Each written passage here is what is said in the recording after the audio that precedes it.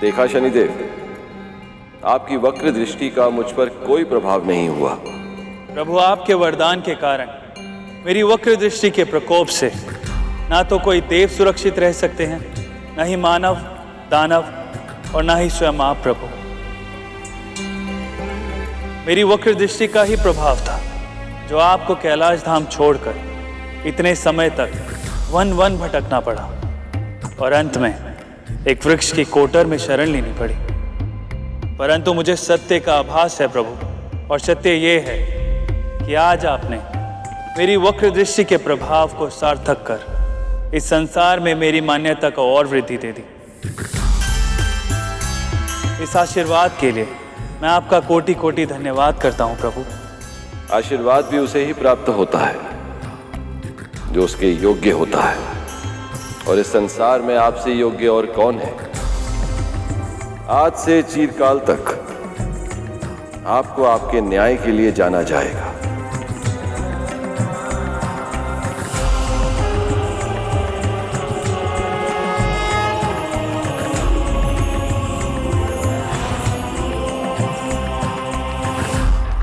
भगवान शिव का हमारी वक्र दृष्टि से सतर्क होकर छिपना महादेव की ही लीला है। भगवान शिव हमारे गुरुदेव हैं और वो ये भली भांति जानते हैं यदि एक गुरु ही शिष्य का सम्मान नहीं करेगा तो इस संसार में कोई उस शिष्य का सम्मान नहीं करेगा।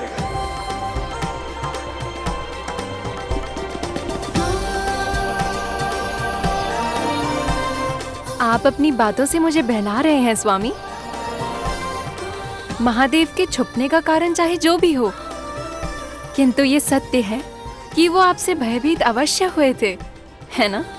ये तो मैं नहीं जानता प्रिय, परंतु इस कथा के माध्यम से आपने हमें स्मरण करा दिया कि चाहे कितना भी कठिन क्यों ना हो, हमें अपनी दृष्टि सदैव नीचे ही रखनी होगी। और हम चाह कर भी आपको इन नेत्रों से कभी नहीं देख पाएंगे। परंतु प्रिय, आपका ये श्राप हमें आपको अपनी मन की आंखों से देखने से नहीं रोक सकता। हम आपको अपनी मन की आंखों से देख सकते हैं। आपका अनुभव कर पा रहा हूं। कितनी सुंदर लग रही हैं आप,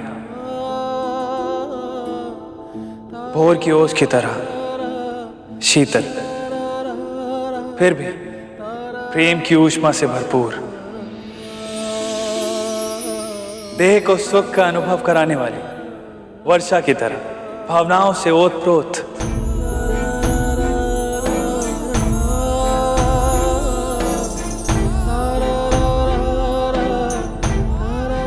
महाराज, हम पर आक्रमण हुआ है।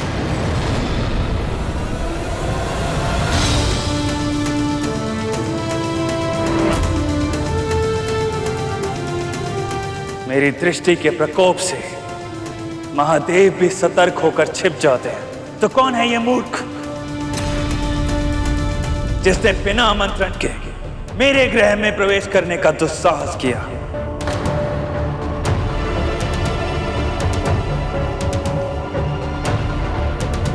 हे महादेव, अब किसके जीवन पर इनकी वक्र दृष्टि का प्रकोप पड़ने वाला है? रुकिए, आप सब नहीं जानते आप लोग क्या कर रहे हैं। आप सबको इसका परिणाम नहीं पता है। युद्ध कोई उपाय नहीं है।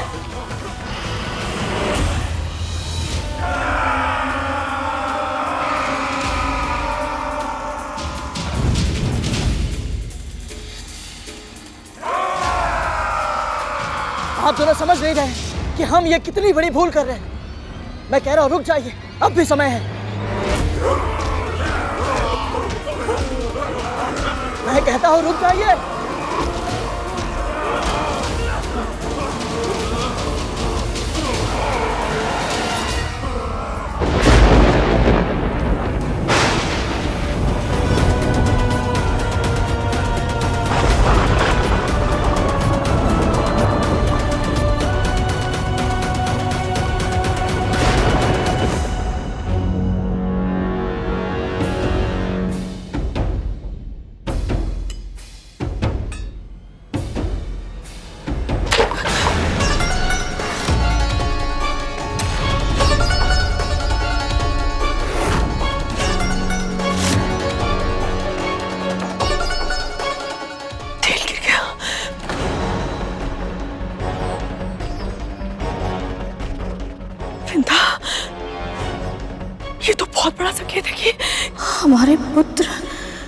शनिदेव के निकट ही हैं।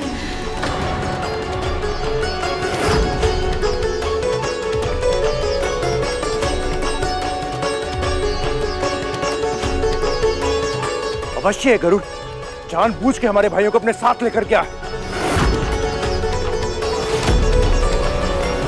शनिदेव की वक्र दृष्टि उन पे पड़े। और पहले भी कह चुकी हूँ मैं, एक बार फिर से कहती हूँ, मेरा गरुड़ ऐसा कोई कार्य नहीं करेगा जिससे उसके किसी भी भाई का अहित हो।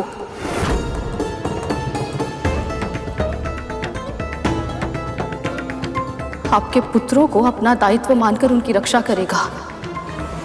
उन पर कोई भी संकट आने से पहले वो स्वयं उस संकट के सामने चट्टान की तरह खड़ा हो जाएगा, पर अपने भाइयों पर आंच तक नहीं आने देगा।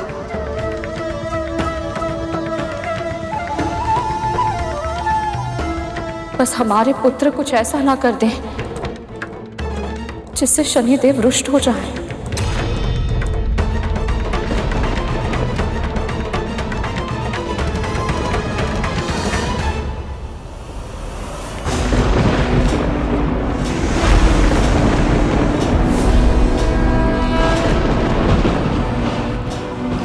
जिसने भी मेरी आज्ञा के बिना यहाँ आने का दुस्साहस किया है उसे इसका दंड भुगतना पड़ेगा।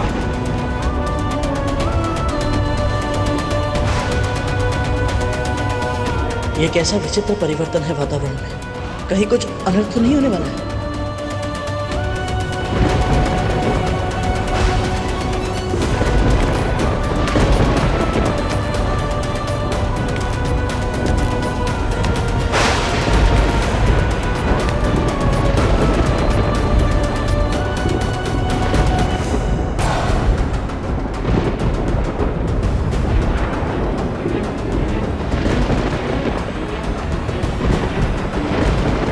वातावरण बदल रहा है। क्या ये किसी अनिष्ट का सूचक है?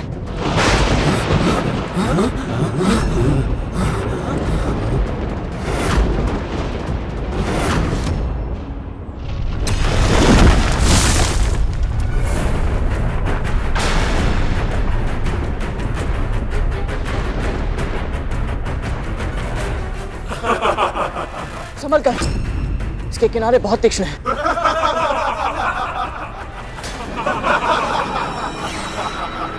कहा था ना मैंने, जब तक शनि महाराज नहीं चाहेंगे तुम सब यहां से जाने के बारे में सोच भी नहीं सकते।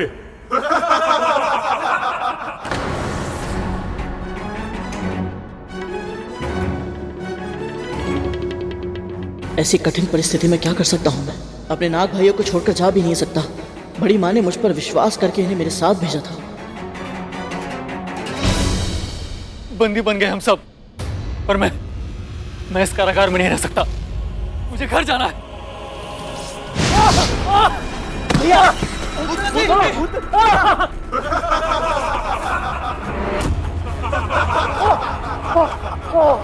क्या लगा था तुम्हें? ये कोई साधारण हिम है? शनि ग्रह है ये। कोई भी वस्तु जैसी दिखाई देती है वैसी होती नहीं, और जैसी होती है वैसी दिखती नहीं। जैसे तुम सब जीवित हो, इसका अर्थ ये नहीं कि तुम सुरक्षित भी हो। बस अब यही समझ लो कि शनि महाराज ने अभी यह निर्णय नहीं लिया है कि तुम्हें कौन सा दंड दे और कौन सा नहीं। अब हम क्या करें?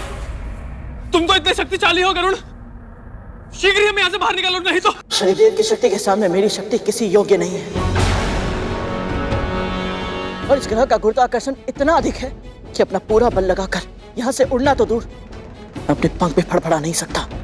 तो हमें क्या करना चाहिए? समर्पण।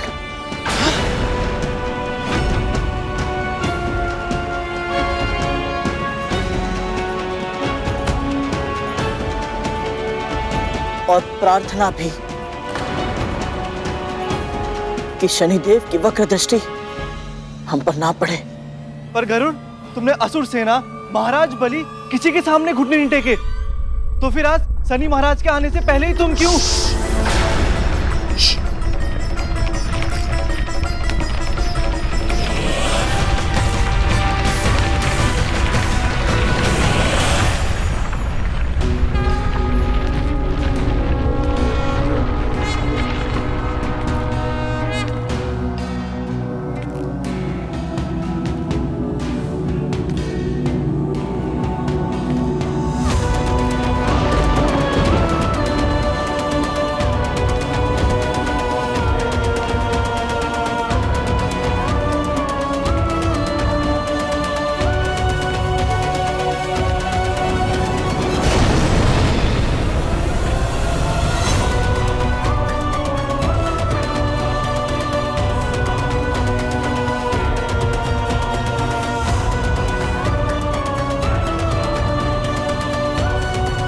समस्त संसार को यमराज से भय लगता है, परंतु वो तो वरदान है।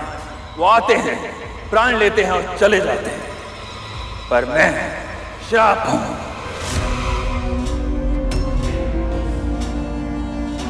मैं जीवन का अंत नहीं करता, परंतु जीवन को मृत्यु से भी भयानक बना देता हूं। मेरी दृष्टि से कोई नहीं बच सकता, और जिस पर भी मेरी वक्र दृष्टि पड़ जाती है उसका संपूर्ण विनाश होना निश्चित है।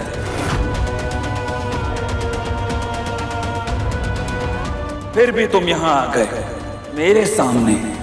ये ग्रह मेरा घर है, मेरा निवास स्थान, और यहां बिना आज्ञा और बिना निमंत्रण के आने से तुमको दंड क्यों ना दूं मैं?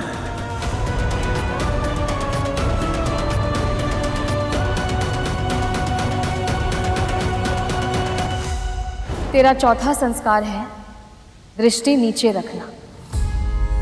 दृष्टि नीचे रखना? विनम्र रहना, तभी तो तू सुपात्र बन पाएगा। स्मरण रखना गुरु, विनम्रता से झुका हुआ शीश ही पूजनीय होता है। माँ, किंतु झुका हुआ शीश तो दुर्बलता की निशानी होती है। और अहंकार पतन का कारण होता है।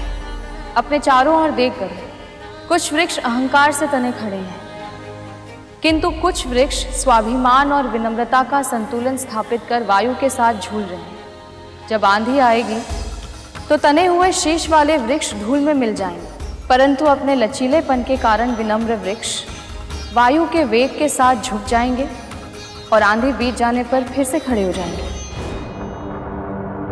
तुम सबको किसने भेजा है यहाँ और किस कारण से आए हो?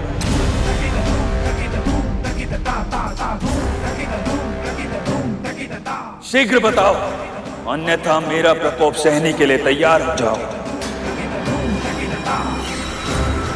यदि मैंने बता दिया कि मुझे अंतरिक्ष में बड़ी माँ ने भेजा था, तो कहीं शनिदेव क्रोध में उन्हें दंड ना देते। जब तक इनका आवेश शांत नहीं हो जाता, मौन रहना ही उचित होगा। गरुड़ ऐसे ही मौन रहेगा या कुछ बोलेगा भी? मैं भी वही सोच रहा था तक तू कि कुछ बोलता क्यों नहीं है, क्यों नहीं बताता कि हम तो यहाँ पर आना ही नहीं चाहते। वो तो इस ग्रह की गुरुत्वाकर्षण शक्ति ने हमें यहाँ पे खींच लिया। दोष हमारा नहीं है, इस ग्रह का है।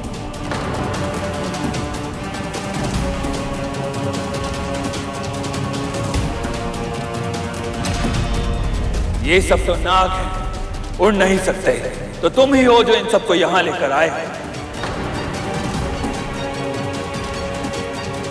और यहां जो कुछ भी हुआ उसका दायित्व तुम्हारा है। यदि इसी क्षण तुमने मुझे सत्य नहीं बताया तो मैं तुम पर अपनी वक्र दृष्टि डालने के लिए विवश हो जाऊंगा।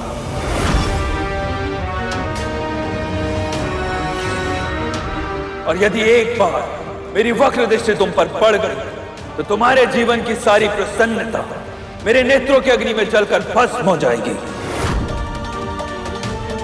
और फिर कभी तुम अपने किसी भी उद्देश्य को पा नहीं पाओगे और कभी भी किसी भी कार्य में सफल नहीं हो पाओगे।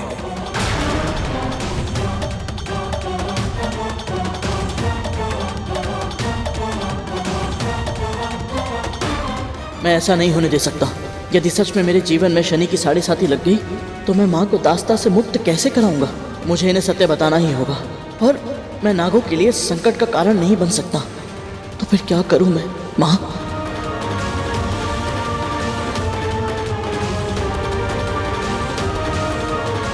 घबराओ मत पुत्र,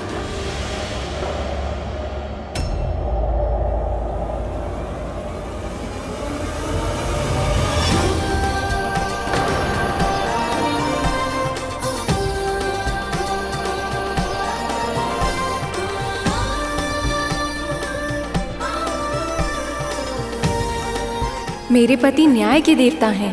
यदि तुमने कुछ भी अनुचित नहीं किया है तो इनसे भयभीत होने की कोई आवश्यकता नहीं है। जो भी मन में है स्पष्ट रूप से कहो।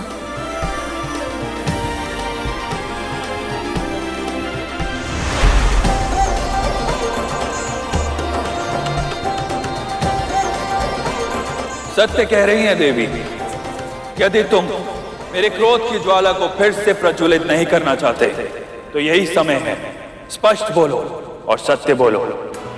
माँ ने सही कहा था, मौन रहने से कभी कभी बड़ी से बड़ी आंधी आकर भी चली जाती है।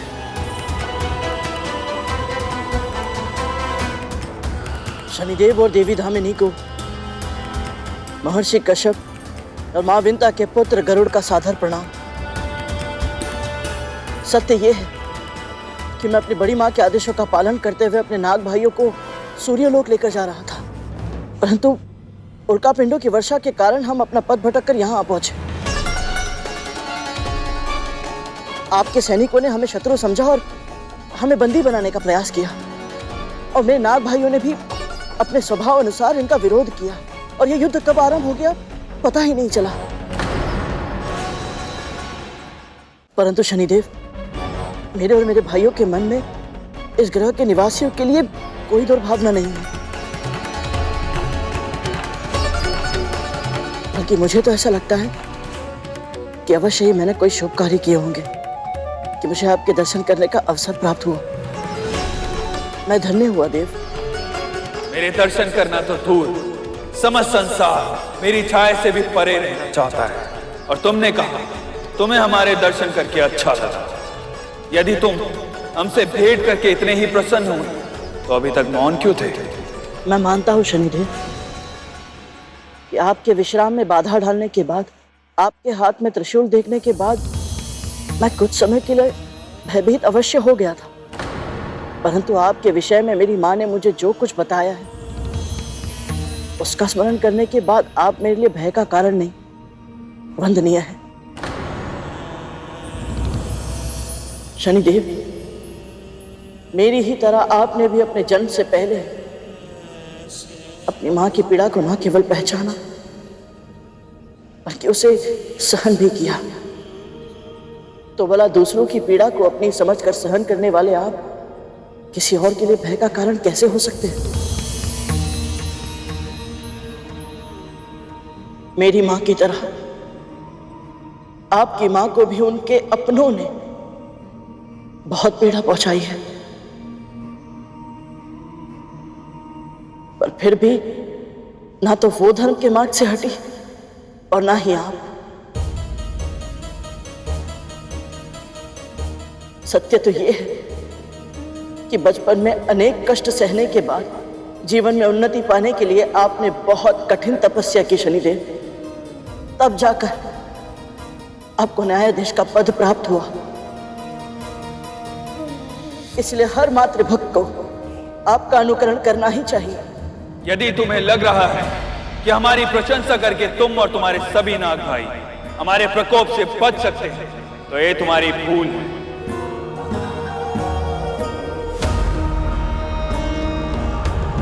तुम जानते ही क्या हो हमारे बारे में? मेरी माँ ने आपके विषय में मुझे बहुत कुछ बताया है शनिदेव। क्या सच में तुम्हारी माँ ने मेरे पति के जीवन की कथा सुनाई है तुम्हें? हाँ देवी। तो फिर मैं वो पूरी कथा जानना चाहूंगी, क्या तुम मुझे बताओगे? शनिदेव के सामने इनकी स्तुति करना, इससे बड़ा सौभाग्य मिले और क्या हो सकता है? अवश्य। यदि तुम्हें लग रहा है कि मेरी पत्नी ने तुम्हें यहां से सुरक्षित निकलने का मार्ग सुझा दिया तो ध्यान रहे, मैं न्यायाधीश हूं और मेरी यह प्रशंसा मुझे न्याय करने से नहीं रोक सकती। देवी धामिनी की इच्छा है, इसलिए मैं तुम्हें अपनी कथा सुनाने का अवसर देता हूं। परंतु स्मरण रहे, अगर इस कथा का एक शब्द भी असत्य हुआ तो तुम और तुम्हारे सभी भाइयों को मेरा प्रकोप सहना होगा।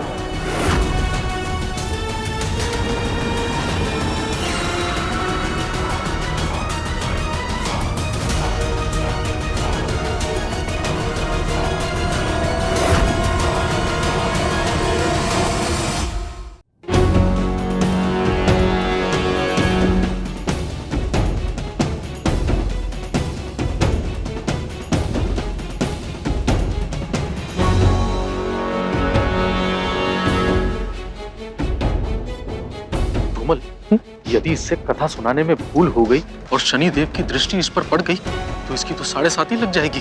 अपना उत्साह नियंत्रण में रख तत्तू। यदि उनकी दृष्टि गरुड़ के स्थान पर हम पर पड़ गई तो? मैं नहीं जानता कि मैं अपने भाइयों को यहाँ से सुरक्षित कैसे ले जा पाऊंगा, पर अभी मुझे उस बारे में सोचना भी नहीं चाहिए, क्योंकि माँ कहती है कोई भी कार्य एकाग्रता के साथ करना चाहिए। इधर उधर की बातों में मन को भटकने नहीं देना चाहिए। हे प्रभु, मेरा साथ दीजिएगा।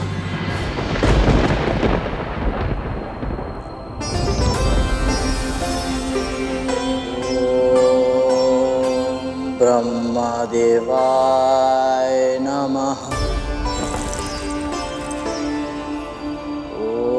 ओम लक्ष्मी नारायणाय नमः। ओम उमा महेश्वराभ्याम नमः। आज तुझे जो कथा सुनाऊंगी उसका महत्व अब तक की सभी कथाओं से अधिक है, क्योंकि ये कथा है न्याय को तरसते एक ऐसे बालक के जीवन की जो आगे चलकर न्याय का देवता बना। ये कथा है शनिदेव की।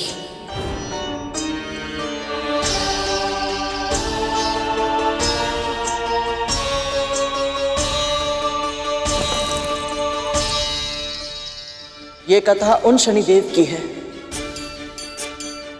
जिन्हें देवों के बीच अपना उचित स्थान प्राप्त करने के लिए बहुत संघर्ष करना पड़ा था।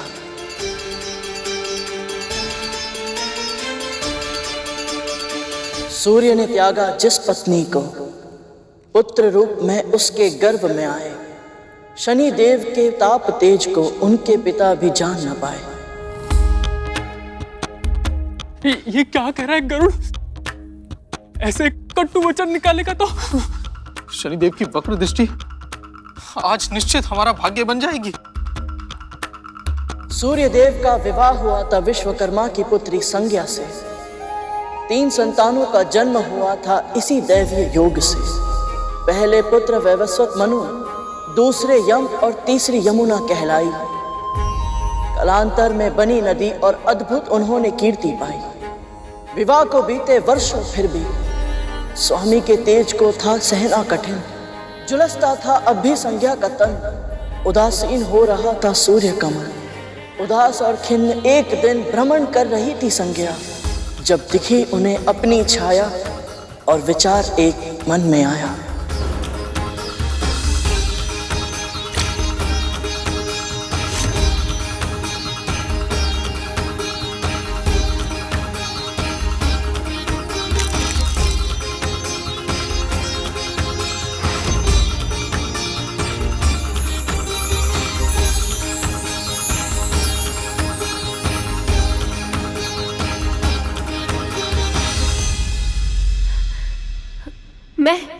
मैं स्त्री बन गई।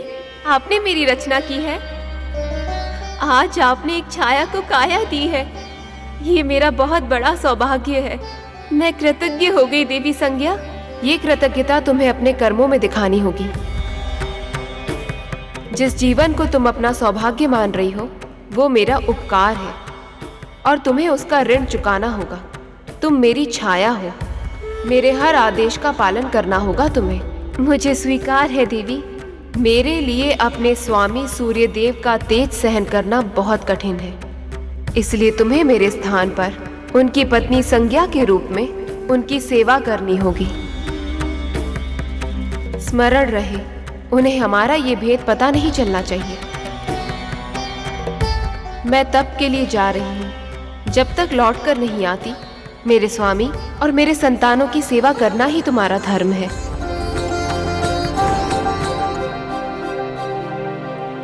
थी संज्ञा छाया जैसे बहने हो दो, सब कार्य साथ में करती थी। हर क्षण साथ में रहती, जीवन जीती और साथ में हंसती थी।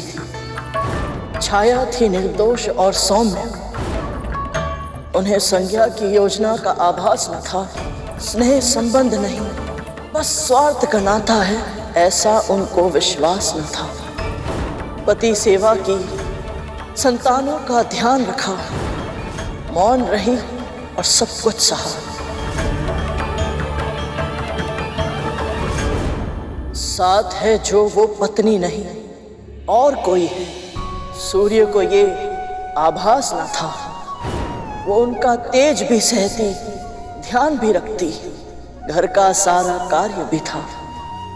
अपनी कर्तव्य निष्ठा से छाया ने स्वामी का मन मोह लिया था।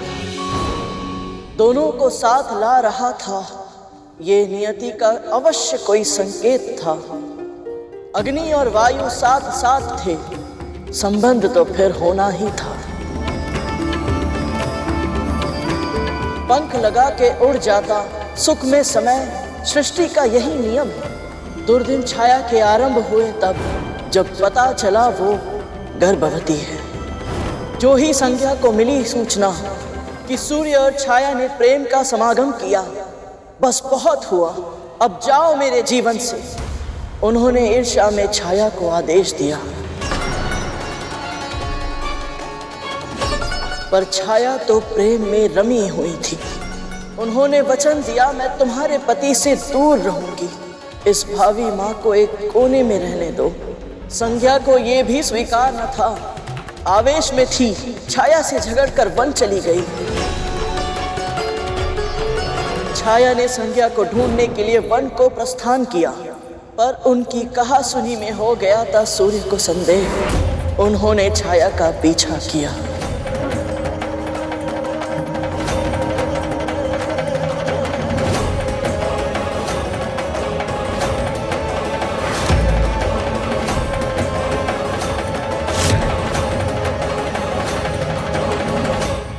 देवी,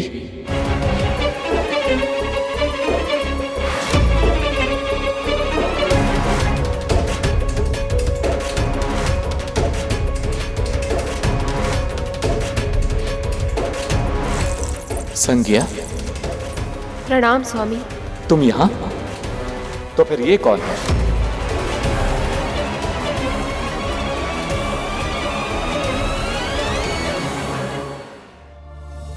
छाया है, तुम्हारी छाया।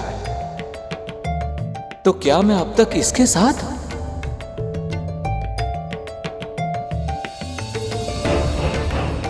परंतु तुम इस निर्जन स्थान पर क्या कर रही हो प्रिय? आओ मेरे साथ सूर्यलोक लौट चलो। मैं केवल तुमसे प्रेम करता हूं प्रिय, तुम्हारी छाया का मेरे लिए कोई महत्व नहीं है।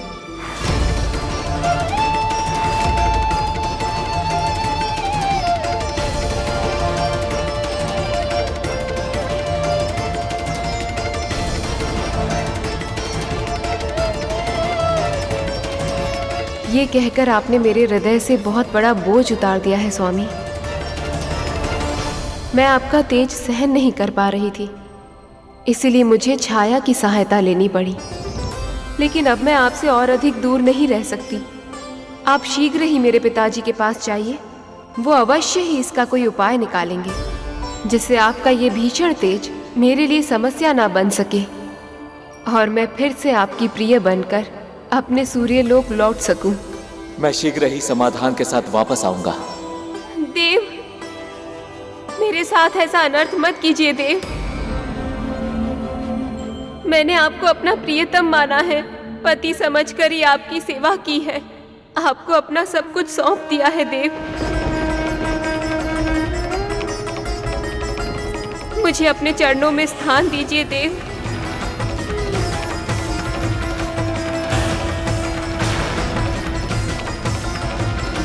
आपकी विरह के क्षण अब और शेष नहीं है देवी संज्ञा। ये विरह के क्षण शीघ्र ही समाप्त होंगे, ये मेरा वचन है।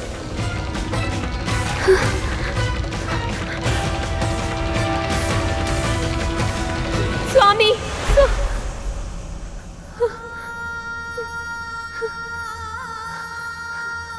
अब आप ही मेरी सहायता कीजिए देवी संज्ञा। आप ही कहिए न स्वामी से ऐसे मेरा तिरस्कार ना करें, अपना ले मुझे।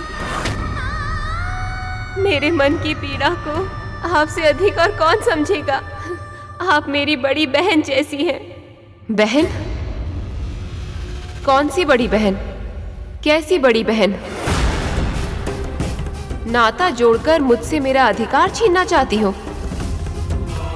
तुम केवल एक दासी हो। एक सेविका बनकर मेरी अनुपस्थिति में तुमने उनकी सेवा की है। परंतु अब मैं लौटने वाली हूँ। स्वामी का हृदय केवल मेरा है। जितना शीघ्र तुम अपना स्थान पहचान लो, तुम्हारे लिए उतना ही उत्तम होगा। कार्य दासी के और स्वप्न महारानी के।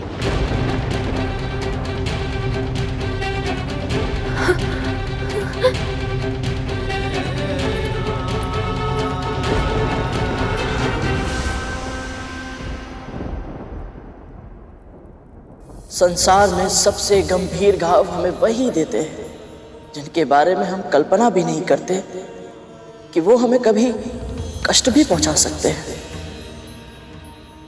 छाया संज्ञा की साथी थी, दिन रात साथ ही रहती थी, पर तू अपनी है, तुझे कभी ना छोड़ूंगी जो कहती थी। उन्हीं संज्ञा ने स्वार्थ को साधा, छाया का उपयोग किया, पर जब छाया को आवश्यकता थी प्रेम की और प्रियजनों की, मृत्यु वचनों की सुख सुविधा की, अपने स्वास्थ्य की देखभाल की, ऐसी गर्भावस्था में संज्ञा ने उन्हें स्वयं से और सूर्य देव से भी दूर किया। वो अनब्याही थी और अवांछित भी, सब उन्हीं को ताने देते थे। दुख उनका पहचाने कौन, बस कटु वचनों की वर्षा करते थे। छाया अपमान का विष पी जाती, सब सहकर भी इस आशा में मौन रह जाती। जब सूर्य पुत्र के बारे में जानेंगे तब सम्मान मिलेगा, तब स्वामी पहचानेंगे। जैसे मैं डिम में रहकर भी अपनी मां की पीड़ा को अनुभव कर पाता था, वैसे आप भी गर्भ में थे देव, और अपनी मां के कष्ट आपसे छिपे हुए नहीं थे।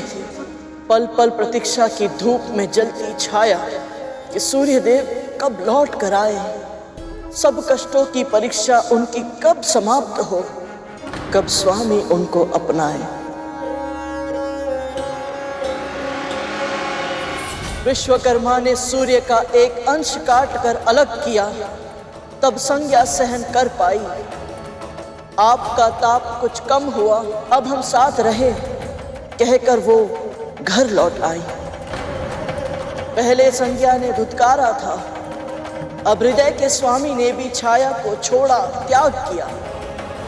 तिरस्कृत अपमानित गर्भवती छाया वन को चली।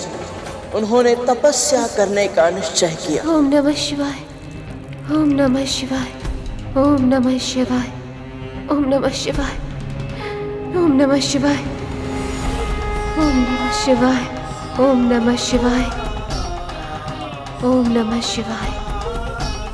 ओम तत्पुरुषाय विद्महे महादेवाय धीमहि तन्नो रुद्रः प्रचोदयात्। ओम तत्पुरुषाय विद्महे महादेवाय धीमहि तन्नो रुद्रः प्रचोदयात्। ओम तत्पुरुषाय विद्महे महादेवाय धीमहि तन्नो रुद्रः प्रचोदयात्।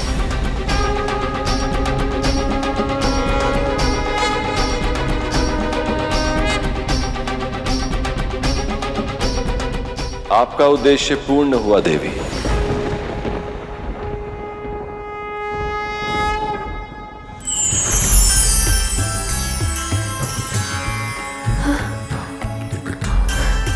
आपकी तपस्या सफल हुई। प्रभु, प्रभु आप मेरे सामने।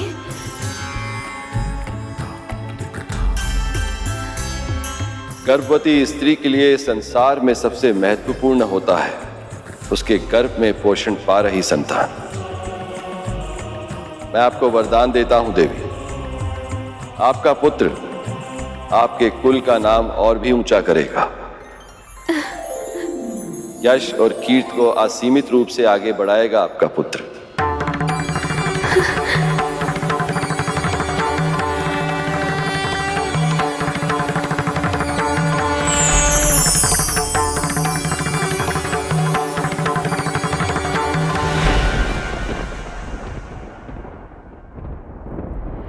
स्त्री के जीवन में चाहे कितने भी कष्ट क्यों ना हो, उनके प्रथम संतान के जन्म लेने के बाद वो सारे कष्ट, सारी विपदाएं, पीड़ाएं, ताने, अपमान, सभी दुख समाप्त हो जाते हैं। पर ये सुख ना मेरी माँ को मिला, ना आपकी माँ को मिला देव।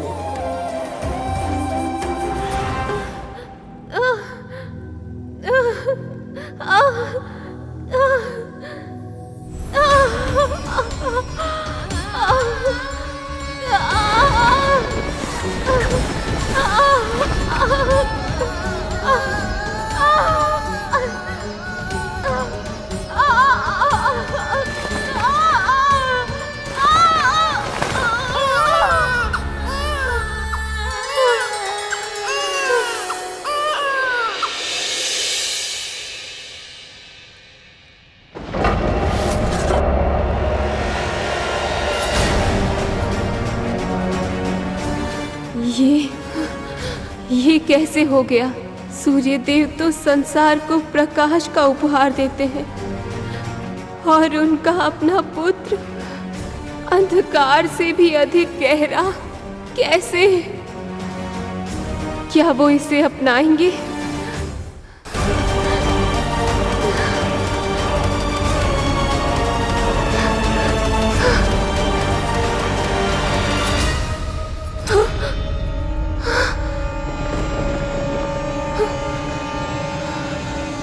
माँ?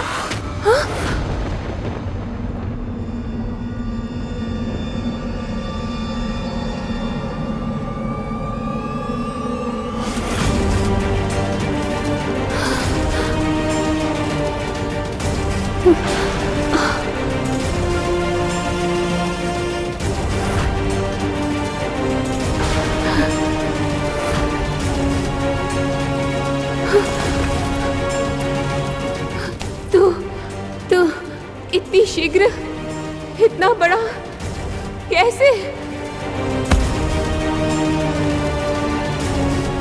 जब माँ कष्ट में हो तो संतान उसके दुख दूर करना चाहती है माँ, पर विवश होती है संतान माँ, और ऐसे में उसके भीतर अपनी माँ के लिए समर्थ बन पाने की हट जन्म लेती है, और उस हट के प्रभाव से उनका विकास अन्य बच्चों की तुलना में अधिक होता है माँ। ऐसे बच्चे शीघ्र ही बड़े हो जाते हैं माँ। मैं आपकी पीड़ा को तब से जानता हूँ जब मैं आपके गर्भ में आया था। आपके हर कष्ट को अनुभव किया है मैंने, और अब मैं आपको आपका अधिकार दिलाऊंगा। मेरे साथ चलिए माँ, हम सूर्यलोक जाएंगे।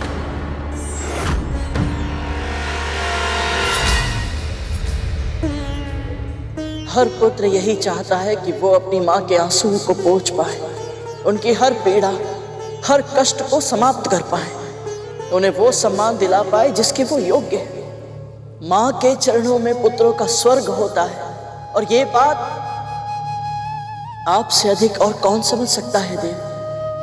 सत्य का प्रकाश अपने भीतर भरकर आप अपने पिता से मिलने गए, पर वहां जो हुआ वो आपकी कल्पना से परे था।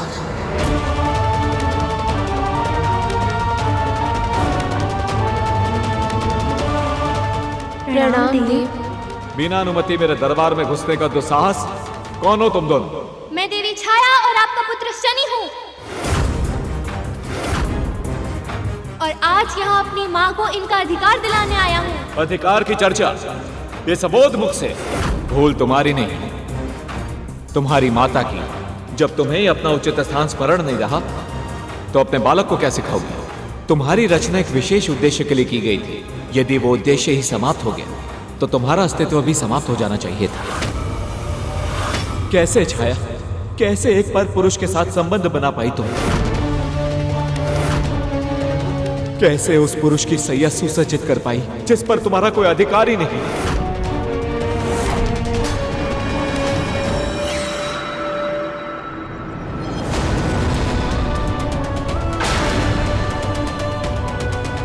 ये क्या कर रहा है गरुड़? शनि देव के समक्ष ही उनके अपमान की कथा सुना रहा है। अब गरुड़ को इनकी वक्र दृष्टि से कोई नहीं बचा सकता।